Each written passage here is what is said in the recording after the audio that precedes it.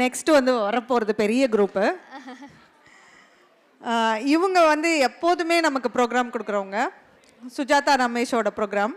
இவங்க என்ன பண்ண போகிறாங்கன்னா, தமிழ் மரபு, தமிழரின் தொன்மை போன்றவற்றிற்கு பெருமை சேர்க்கும் ஐந்திணைகளின் தொகுப்பே இந்த ஐந்திணை கதம்பம். திணை என்றால் நிலம், நில அமைப்பை பொறுத்து மக்களின் வாழ்க்கை அமைய போகிறது என்று உணர்ந்த தமிழர் நிலத்தை முதலில் 4 வகையாக பிரித்தனர். இந்த 4 வகை நிலங்களில் ஏதாவது மாறுபாடு வரும்போது அதை 5வது நிலமாக பிரித்தனர். அவையே குறிஞ்சி, முல்லை, மருதம், நெய்தல், பாலை எனப்படும். நிலப்பரப்புக்கு ஏற்றாற்போல் மனிதனின் வாழ்க்கை முறையை நெறிப்படுத்தி அக ஒழுக்கத்திற்கு வகுத்த ஒரு இலக்கணத்தை நாம் எளிதாக புரிந்து கொள்ளும்படி அழகிய நடனத்தோடு இன்றைய நிகழ்ச்சியில் காண்போம். இது வந்து உங்களுக்கு எல்லாருமே நம்ம தமிழில் படிச்சிருக்கோம். குறிஞ்சி, முல்லை, மருதம், நெய்தல், பாலை. இது எல்லாருக்கும் ஞாபகம் இருக்குன்னு நினைக்கிறேன். அப்படி இல்லைன்னா நம்ம டீம் வந்து உங்களுக்கு எல்லாருக்கும் உணர்த்த போகிறாங்க. இந்த கொரியோகிராஃபர் பற்றி கண்டிப்பாக சொல்லி ஆகணும். அவங்க பேர் வந்து சுஜாதா ரமேஷ். இஃப்னி ஆர்கனைசேஷனும் பிரசிடெண்ட்டாக இருக்காங்க. அவங்க நம்ம டிஎம்எம்காக ரொம்ப வருஷமாக வந்து நிறைய ஸ்பெஷல் ப்ரோக்ராம்ஸ் கொடுத்துட்ருக்காங்க. அதுவும் சித்திரை திருவிழாக்காக அவங்க இதுக்காகவே ரொம்ப எஃபோர்ட் போட்டு கிட்ஸை வச்சு நிறைய ப்ராப்பர்ட்டிஸ் வச்சு நம்மளுக்கு வந்து இந்த நடனத்தை கொடுக்குறாங்க. ரொம்ப நன்றி Sujatha Ramesh. Thank you Sujatha. And one more, Tamil Theni பார்ட்டிசிபென்ட்ஸ்லாம் ரெடியாக இருந்தால் கொஞ்சம் வந்துருங்க பேக் ஸ்டேஜ்க்கு. எனக்கு தெரியல யார் யார் இருக்கீங்கன்னு சொல்லிட்டு. தமிழ் தேனி ரெஜிஸ்டர் பண்ணவங்களாம் கொஞ்சம் பேக் ஸ்டேஜ் வரீங்களா? இந்த ப்ரோக்ராம் முடிச்ச உடனே தமிழ் தேனி வரல அப்படின்னா நீங்கள் கண்டிப்பாக மிஸ் பண்ணுவீங்க. நீங்கள் ப்ராக்டிஸ் பண்ணதெல்லாம் மிஸ் பண்ணுவீங்க. அதோட இந்த சுஜாதா ரமேஷ் டான்ஸ் குரூப்பில் யார் யார் பார்ட்டிசிபென்ட்ஸ் பார்த்துடலாம். தான்வி நந்தகுமார், ரேயான்ஷ் ஐயர், சாத்விக் நீலகண்டன், அதியன் இளம்பருதி, மனோஜ் கோவில்ராஜ், மோஹித் கோவில்ராஜ், கவின் நந்தகுமார், ரோஷன் கணேஷ், மாயா திருக்கொண்டா, ஆர்னா அர்ஜுன், ரக்ஷிதா கோகுல், அப்புறம் adults Asha Nandakumar, Yamuna Ilamparuthi, Vasantha Kannan, Devipriya Gokul, Shobana Sekar, Sujatha Ramesh. Let's welcome them. அனைவருக்கும் வணக்கம். நம்ம இன்னைக்கு பார்க்க போகிறது 5 திணைகள், 5 நிலங்களை குறிக்கிற குறிஞ்சி, முல்லை, மருதம், நெய்தல், பாலை அப்படிங்கிற 5 நிலங்களை பற்றி முதல்ல பார்க்க போகிறது குறிஞ்சி நிலம். குறிஞ்சி மலையும் மலை சார்ந்த பகுதிகளும், அதை தான் நம்ம குறிஞ்சி நிலம்னு சொல்கிறோம். குறிஞ்சி நிலத்தோட தெய்வம் வந்து முருகன். மக்கள் சிலம்பன், வெற்பன், குறவன், குரத்தி. உணவு, அவங்களோட உணவு வந்து திணை, மலைநெல், கிழங்கு. திணை நம்ம இப்போ சாப்பிட்ற அந்த சிறுதானியம் அந்த காலத்திலே இருந்திருக்கு. பூ, குறிஞ்சி, காந்தல், வேங்கை. தொழில் தேன் எடுத்தல், திணைப்புணம் காத்தல், கிழங்கெடுத்தல். திணைப்புணம் காத்தல் அப்படின்னா விளைந்த கதிர்களை வந்து கிளி, நிறைய பறவையெல்லாம் வந்து கொத்தி எடுத்துகிட்டு போயிடும். அந்த மாதிரி போகாமல் போய் பாதுகாக்கிறதுக்கு கொஞ்சம் இளம் பெண்கள்லாம் போய் பார்த்துப்பாங்க. அதுக்கு திணைப்புணம் காத்தல்னு பேர். இந்த குறிஞ்சி நிலத்தோட உரிப்பொருள்னு சொல்கிறது வந்து புணர்தலும் புணர்தல் நிமித்தமும்ன்றாங்க. புணர்தல்னா கூடுதல், இணைதல்னு அர்த்தம். இந்த மாதிரி திணைப்புணம் காக்கும்படியாக செவிலித்தாய் வந்து தலைவியையும் தோழியையும் அனுப்பி வைக்கிறா ஒரு நாள். அப்போது அங்கே போகும்போது ஒரு சினம் கொண்ட யானை வந்து தலைவியை துரத்திட்டு வருது. அப்போது தலைவன் வந்து அந்த தலைவியை காப்பாற்றுகிறான். அன்னிலேருந்து அவங்களுக்குள்ள காதல் மலர்கிறது. இருவரும் அப்பப்போ சந்தித்து பேசிக்கிறாங்க. அந்த மாதிரி அவங்க சந்தித்து பேசுகிற நிகழ்வை குறுந்தொகை பாடல் ஒன்றில் சொல்கிறாங்க. கொங்குதேர் வாழ்க்கை அஞ்சிரை தும்பி காமம் செப்பாது கண்டது மொழிமோ அப்படிங்கிற பாடலில் அழகிய சிறகுகளை உடைய வண்டு பல மலர்களிலேருந்து தேனை எடுத்து சாப்பிடுது. அந்த வண்டுக்கிட்ட தலைவன் கேட்குறான், நீ இவ்வளோ பூலேருந்து தேனை எடுத்து சாப்பிட்றியே, மயில் போன்ற சாயலையுடைய என்னோட காதலியினுடைய நறுமணம் போல் நீ எந்த பூவிலையாவது நறுமணத்தை பார்த்துருக்கியா அப்படின்னு கேட்குற மாதிரி இருக்குது அந்த பாடல். அப்புறம் தலைவன் தலைவியை மணந்து கொள்வதாக வாக்குறுதி கொடுக்குறான். அதில் அந்த குறுந்தொகை பாடல் தான் நம்ம இப்போ கூட நம்ம போன வருஷம் கூட பார்த்தோம், யாயும் யாயும் யாராகியரோ அப்படிங்கிற பாடல் அது. அப்புறம் செவிலித்தாய் வந்து தலைவி வந்து தலைவனை பிரிஞ்சு இருக்கிறதுனால பசலை நோயில் இருக்கிறா. அவளை வந்து எதுக்காக அந்த மாதிரி மாற்றத்தில் இருக்கான்னு சொல்லி குரத்தியை கூப்பிட்டு குறி சொல்லி கூப்பிடுறாங்க. அப்போது தோழி சொல்கிறா, அதனால் எந்த பயனும் இல்லை, அவள் வந்து தலைவனை விரும்புகிறா, நீ வந்து அவள் விரும்பியவனுக்கே அவனை மனம் பிடிச்சி வச்சின்னா அவளுடைய பசலை நோய் போயிடும்னு சொல்கிறா. குறிஞ்சி நில மக்களுடைய ஒழுக்கங்களை ஃபுல்லாக சொல்கிறது குறிஞ்சி பாட்டு. அதுக்கு ஒரு சின்ன கதை. ஆரிய அரசன் பிரகதத்தன் அப்படின்ற அரசன் ஒருத்தன் தமிழோட பெருமையை எடுத்து சொல்லும்படியாக தமிழ்நாட்டுக்கு வந்து கேட்கும்போது கபிலர் வந்து அவனுக்கு குறிஞ்சிப்பாட்டு முழுவதையும் பாடுறாரு. அவர் குறிஞ்சிப்பாட்டு பாடுவதில் மிகவும் வல்லவர், அதனாலே அவர் குறிஞ்சிக்கோர் கபிலர் அப்படின்னு சிறப்பிக்கப்படுறாரு. அந்த பிரகதத்தன் வந்து இங்கே வந்து குறிஞ்சிப்பாட்டு ஒன்றை கற்றுக்கிட்டதுலேயே அவன் வந்து தமிழ் மொத்தத்தையுமே கற்றுக்கிட்ட மாதிரி அப்படின்னு சொல்லி அந்தளவுக்கு குறிஞ்சிப்பாட்டில் வந்து நம்ம பழைய மக்களுடைய பழைய மக்களினுடைய பழக்க வழக்கங்கள் ஒழுக்கங்கள் அதெல்லாமே ரொம்ப தெளிவாக சொல்லியிருக்கிறாங்க. அதுக்கப்புறம் நம்ம இப்போ பார்க்க போகிறது ஒரே ஒரு சின்ன கவிதை. ஓ மலை தேவதையே, அன்று இந்த குறிஞ்சி மலையில் செடி கொடிகளின் செவிகளில் எங்கள் மூப்பன் மந்திரம் மோதிக்கொண்டிருப்பார். இறந்து போன நம் மூதாதையர் மின்வெட்டாம் பூச்சிகளாய் வந்து கதை கூறுவர். நாங்களும் இந்த மலையும் ஒன்றுதான் என்று ஆட வராங்க நம்ம குட்டி குறவன் குரத்திகள். இப்போ நீங்கள் அந்த நடனத்தை கண்டு கழிக்கலாம்.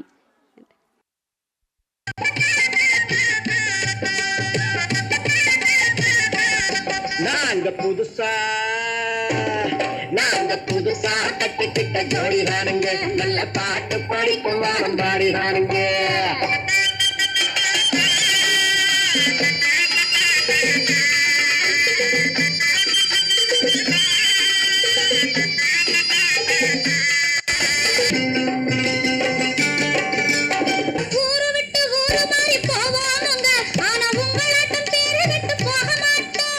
எல்லோருக்கும் நல்லவரா இருப்போமுங்க, எங்க கொள்கையிலே என்னாலும் மாற மாட்டோம்.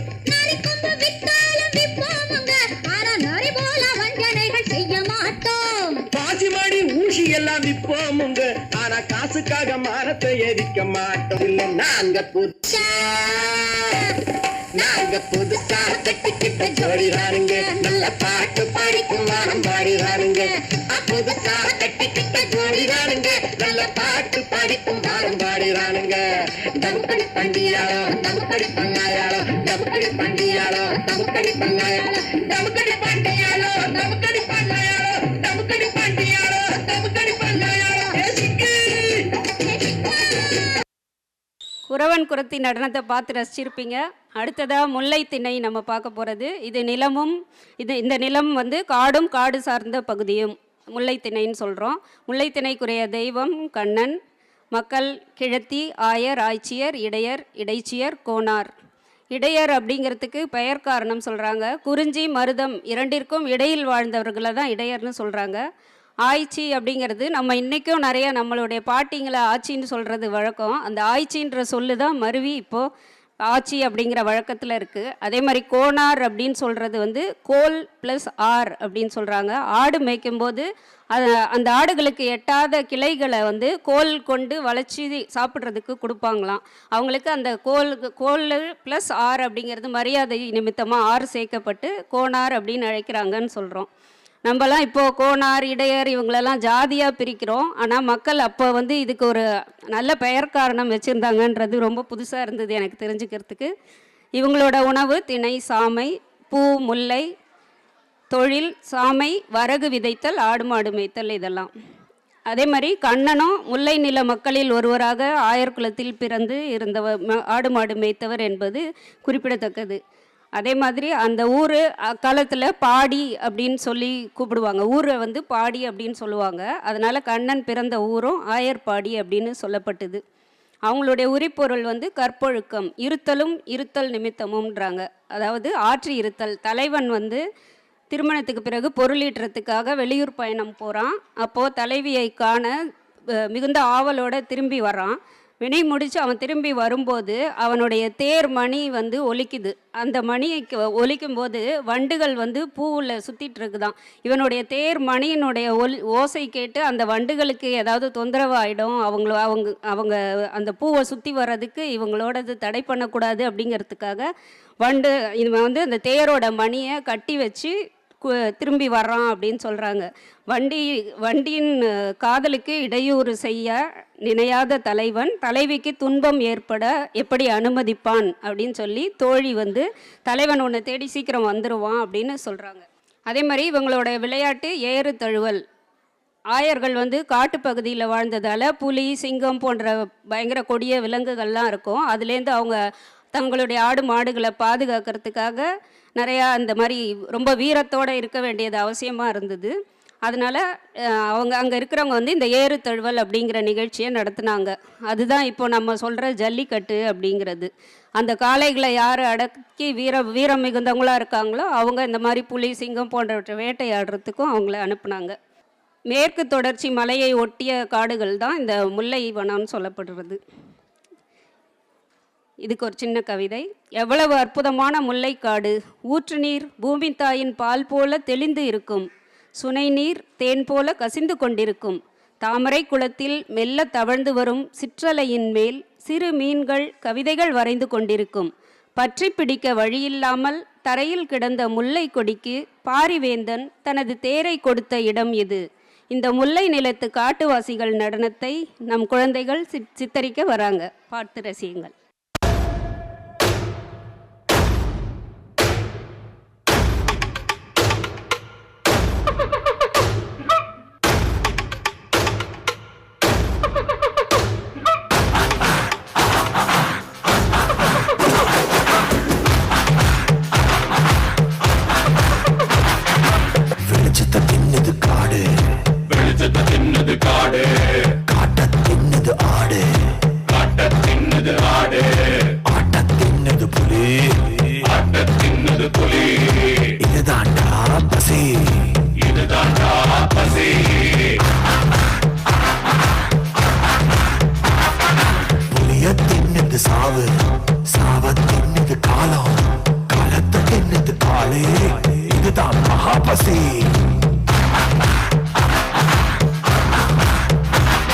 மீனுக்கு பொழுதான் வல, பறவைக்கு தானிய வல, நாய்க்கு எலும்பே வல, மனுஷனுக்கு என்றும் ஆசையே வல.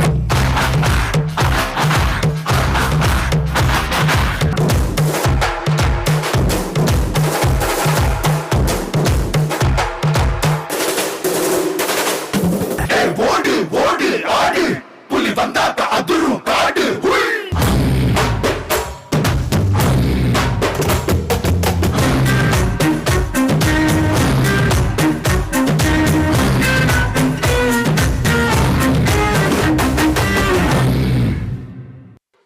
அடுத்து வருவது மருதம். மருதத்திணைக்கு உரிய நிலம் வயலும் வயல் சார்ந்த பகுதியுமாகும். தெய்வம் இந்திரன். மக்கள் ஊரன், மகிழ்நன், கிழத்தி, மனைவி, உழவர், உழத்தியர், ஒழுங்கா கேளுங்க, கொஸ்டின் பண்ணுவோம் அப்புறம், கடையர், வேளாளர், கடைச்சியர். வேளாண்மை செய்வதால் வேளாளர். உணவு செந்நெல், வெண்ணெல். தொழில் விவசாயம், கடாவிடுதல், குளத்திலும் ஆற்றிலும் புனலாடல். உரிபொருள் ஊடலும் ஊடல் நிமித்தமும். கணவன் மனைவிக்கு இடையே ஏற்படும் சிறு கோபத்தை தான் ஊடல் என்று சொல்கிறோம். மருத தலைவன் பொருட்பெண்டீர் என்று அழைக்கப்படும் பரத்தியரை நாடி செல்வான். பின் தன் வீட்டிற்கு அவன் வரும்போது தலைவி அவன் மீது ஊடல் கொள்வாள். இத்தகு ஊடல் தொடர்பான நிகழ்ச்சிகள் அனைத்தும் மருதத்திணை பாடல்களில் இடம்பெறும். இதுக்கு ஏதாவது எடுத்துக்காட்டு யாருக்காவது ஞாபகம் வருதா? சிலப்பதிகாரம். குறிஞ்சி முல்லையிலிருந்து வரும் காவேரி ஆற்று நீர் பெருக்கெடுக்கிறது. முல்லை நிலத்தை ஆண்ட பாண்டிய மன்னனை புலவர் ஒருவர் பாடுகிறார், நீர்மிகின் சிறையும் இல்லை என்று. இதை அறிந்த கரிகால சோழன் 2000 ஆண்டுகளுக்கு முன்பே கல்லணையை கட்டி நீரை தேக்கி வைத்து மருத நிலத்தின் வளத்தை மேம்படுத்தினான். இளங்கோவடிகளும் சோழ நாட்டில் காவேரி பாய்வதை நடந்தாய் வாழி காவேரி என்று குறிப்பிடுகிறார். ஈழ நாட்டில் ஒரு முறை பஞ்சம் ஏற்படுகிறது. இலங்கையை அப்போது ஆண்டு வந்த பரராச சிங்கன் சோழ நாட்டின் வளத்தையும் அதை ஆண்டு வந்த சடையப்ப வள்ளலை பற்றியும் நன்கு அறிந்தவன். எனவே சோழ நாடு சோறுடைத்து என்று தொடங்கும் பாடலை அவருக்கு எழுதி அனுப்புகிறான். அதை அறிந்த வள்ளல் புதுவையிலிருந்து ஈழத்திற்கு நாளொன்றிற்கு 1000 மூட்டைகள் வீதம் 10 ஆண்டுகளுக்கு நெல் அனுப்புவதாக வரலாற்று செய்தி. இதிலிருந்து நமது மருத நிலமான சோழ நாட்டின் வளமையை நன்கு அறியலாம். நீர், நிலம், நெல், மாடு, ஆறு, வயல் ஆகியவற்றை எடுத்து கூறுவது பள்ளு எனப்படுகிறது. இவ்வனைத்து மருத நில வளத்தையும் எடுத்துரைக்கும் இலக்கியம் முக்கூடற் பள்ளு. இந்த மருத நிலத்தில் வயல்களில் பயிர்கள் பச்சை பட்டுடுத்தி நடமாடி கொண்டிருக்கும். சிற்றோடையின் தெளிந்த நெற்றியில் பொட்டு வைத்தாற்போல் இருக்கும் அகத்திக்கீரை, கெண்டை மீன்களிடம் பேசிக்கொண்டிருக்கும் வெள்ளையுடை உடுத்தி இருக்கும் கொக்குகள். இப்படிப்பட்ட ஒரு அழகான கிராமத்திற்கு நம்மை அழைத்து போக வருகிறார்கள் நம் மங்கையர் ஆஷா, யமுனா, வசந்தா, சோபனா, தேவி பிரியா மற்றும் சுஜாதா.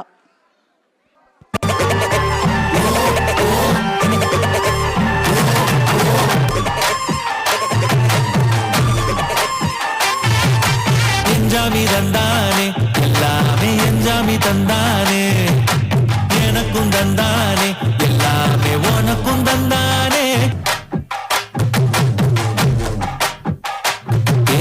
கல்லங்கவடம் எல்லா நெஞ்சு இருக்கு, என் கண்ணு குட்டிக்கும் சோறு தண்ணி பங்கு இருக்கு. தன்னந்தனியா எங்க என்ன இருக்கு, என் சொந்த பந்தம்மா ஊரே இங்கு இருக்கு. தப்பட்ட தட்டுங்கடி, நம்மொரு கும்மிய கொட்டுங்கடி, மஞ்ச குங்குமம் பூசிக்கிட்டு மல்லி பூவோடு சுத்துங்கடி. நான் சொல்லுற சங்கதி கேட்டுக்கையா, உன் காதுல வாங்கி நீ போட்டுக்கையா. சொந்த மண்ணையும் பெண்ணையும் கும்பிடணும், நம்ம பாட்டனும் கூட்டணும் சொன்னதையா. எஞ்சாமி ஏ எஞ்சாமி, எது வந்தாலும் போனாலும் இந்த மந்தானே எஞ்சாமி. கேட்க வச்சான், எழுத வச்சான், பாட்ட வச்சான், படிக்க வச்சான், மேக வச்சான், மழைய வச்சான், விளைய வச்சானே. எஞ்சாமி தந்தானே எல்லாமே, எஞ்சாமி தந்தானே என்னையும் தந்தானே, பின்னையும் தந்தானே. பின்னதி நெஞ்சுக்கு தூரம் சொன்னது யாருன்னு கூறுக்குள்ள, சாமிக்கு நீயே நானே இல்லை, பூமிக்கு யாருமே வாரமில்லை.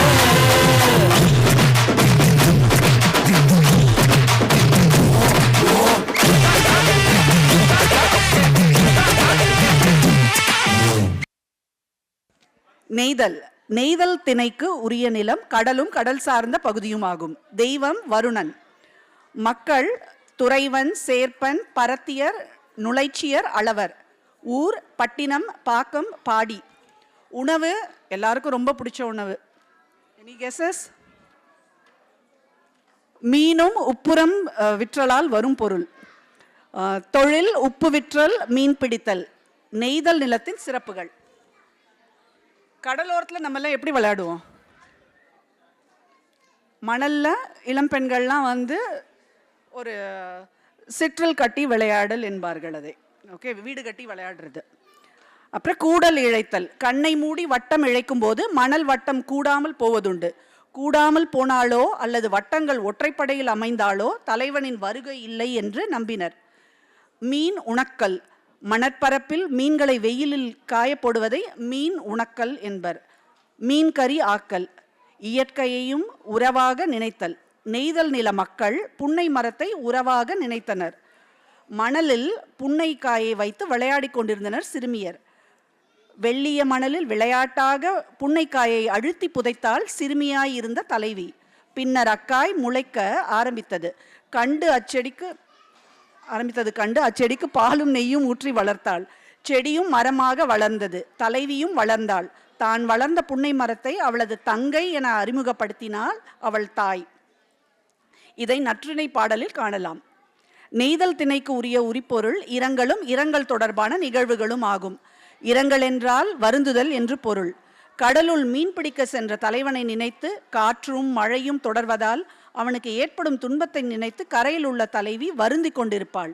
தலைவன் தலைவியை மணந்து கொள்ள காலம் நீட்டித்தல், தலைவியை காண வராதிருத்தல் போன்றவையும் தலைவியின் இரங்கலுக்கு காரணங்களாகும். இந்த நெய்தல் நிலத்து கடலோரத்தில் மண் நிறைந்து கிடக்கும். வெள்ளம் ஊருக்குள்ளே வராது. எங்க ஊர்ல வரும், சென்னையில். கடலுக்குள் சென்று மீன் பிடிப்பது கடினமான தொழில் என்றாலும் கூட்டமாக கூடி வாழ்ந்தோம். அந்த கடலோர வாழ்க்கைக்கு நம்மை அழைத்து செல்ல வருகிறார்கள் நம் நிலா நங்கையரும் குழந்தைகளும்.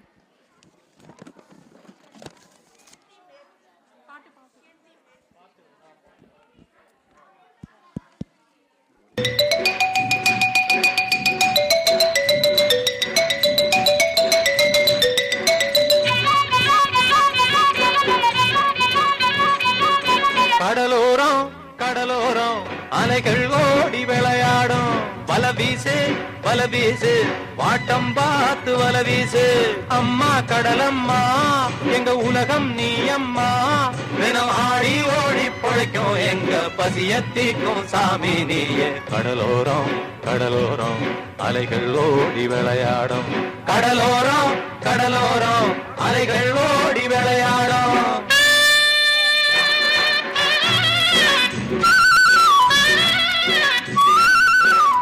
ஏலேலேலோ ஏலேலேலோ ஏலேலேலோ ஏலேலேலோ ஏலேலேலோ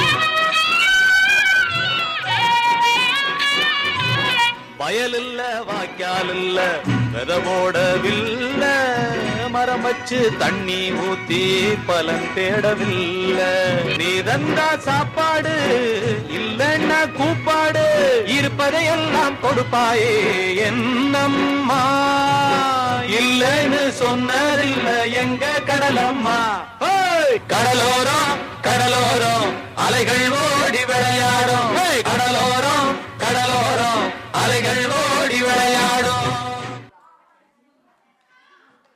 பாலை பாலை முல்லை குறிஞ்சி ஆகிய நிலங்கள் மழையின்றி வறண்டு தம் வளமான இயல்பு குறையும் போது அவை பாலை நிலம் எனப்படும். பாலைக்கு உரிய நிலம் சுரமும் சுரம் சார்ந்த இடமும் ஆகும். சுரம் என்பது வறண்ட பயனற்ற வெயில் கொளுத்தும் காட்டுப்பகுதியை குறிக்கும். எனவே பாலை என தனி ஒரு நிலப்பகுதி இல்லை. வறட்சியின் காரணமாகவே பாலை நிலம் தோன்றுகிறது. தெய்வம் கொற்றவை. மற்ற 4 நிலங்களிலும் ஆண் தெய்வம்.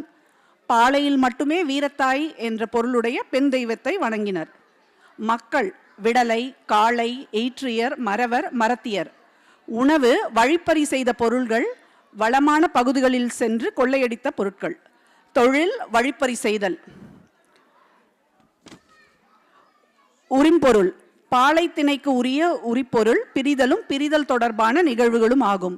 பொருளீட்ட தலைவன் பிரிய கருதுதல், அதனை தோழி தலைவிக்கு தெரிவித்தல், அதனால் தலைவி வருந்தி பிரிவுக்கு உடன்படாமை, தோழி தலைவனை பிரியாதிருக்க செய்தல், பின் தலைவன் பிரிதல், பாலை நிலகத்தின் கொடிய விலங்குகள், வழிப்பறி கொள்ளை போன்ற கொடுமைகளை நினைத்து தலைவி அஞ்சுதல், அவளை தோழி தேற்றுதல் போன்ற நிகழ்வுகளையும் பாலை திணைப்பாடல்களில் காணலாம்.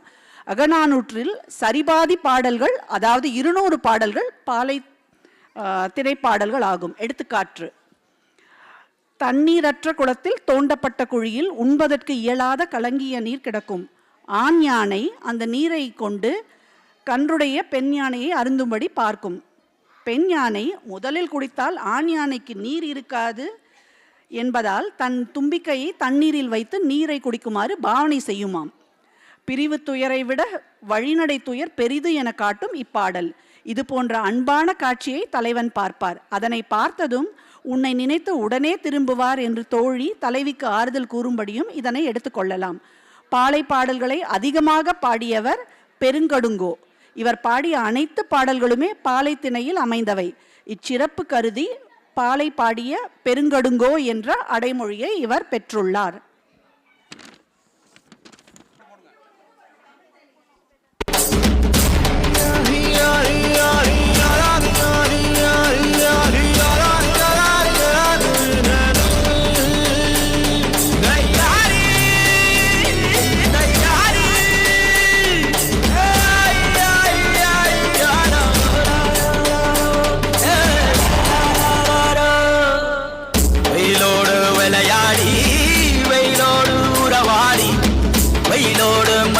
கட்டி ஆட்டம் போட்டோமே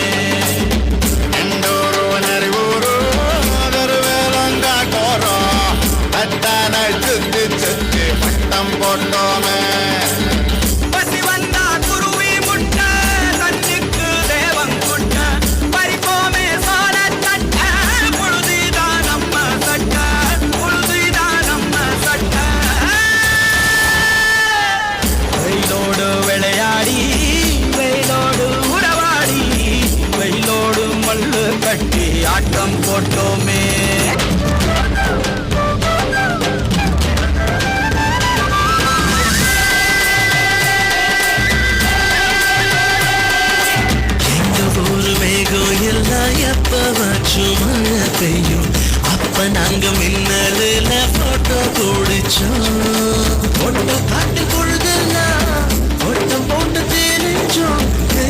தவிர வாழ்க்கையில வேற என்ன அறிஞ்சோம்.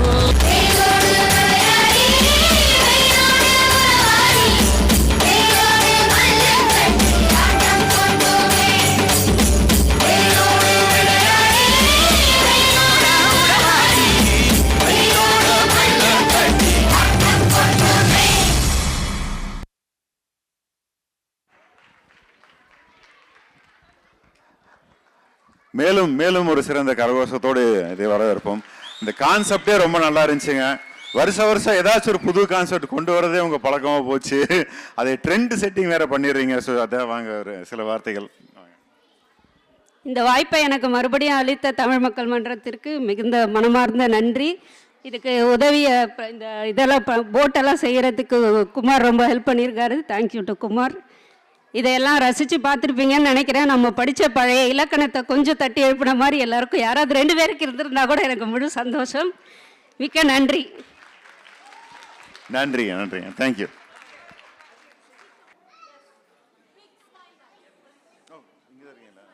என்ன சொல்லணும்?